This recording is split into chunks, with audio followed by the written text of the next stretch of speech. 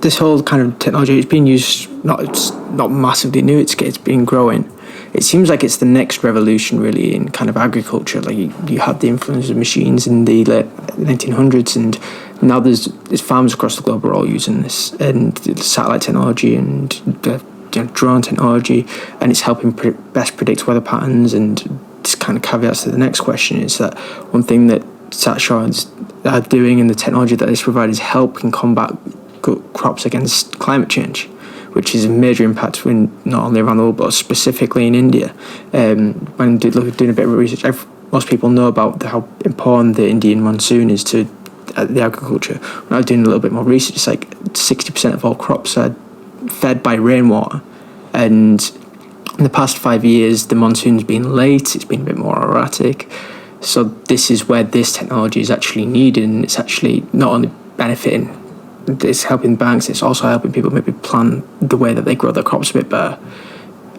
This was in the aspect of climate change, you guys seem to be doing really well in kind of identifying and exploring where the potentials would be. What's the next steps for that? Is it in the elements of, is there any further steps to help prevent, use this data any further to prevent against climate change? I think that will be kind of a spillover benefit, I believe. Like, climate change is inevitable, it's going to happen. Yeah. It's already happening. So how can farmers be guarded from the changes, and how can they be supported, right? Like you rightly pointed out, there are several unique things to the Indian context itself, which in turn makes the transfer of technology from West to the context much more difficult. So it's not that you just take the solution that's been already successfully working in a particular context to Indian context and try to apply it. I'm sure that's going to fail. Yeah, you can't just apply something from one end and put it straight there. The two immediate customization that's needed is, which I mentioned already, like the farmers here are holding small land holdings, like less than 1 hectare. So you can't apply the algorithms as well as the data available there directly here, and it's not going to give you any usable data sets and also like usable insights. And the second thing is like monsoon. Like in India, farmers, majority of them are heavily dependent on rainfall, and they need to happen at the time that's being usually forecasted.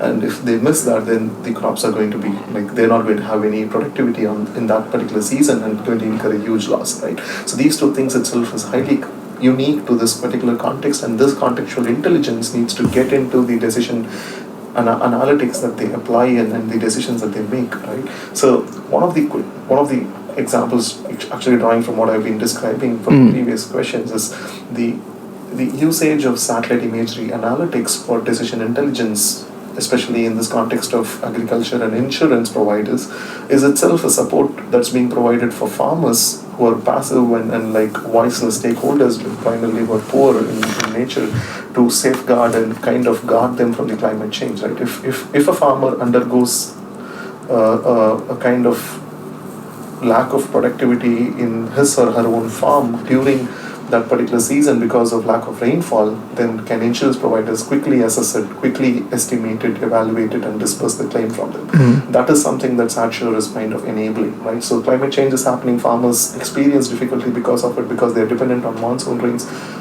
But can they be supported quickly to come back from that and then kind of get into the next season and start producing and start farming and provide growing crops to run their livelihood, right? So that's something we can really offer.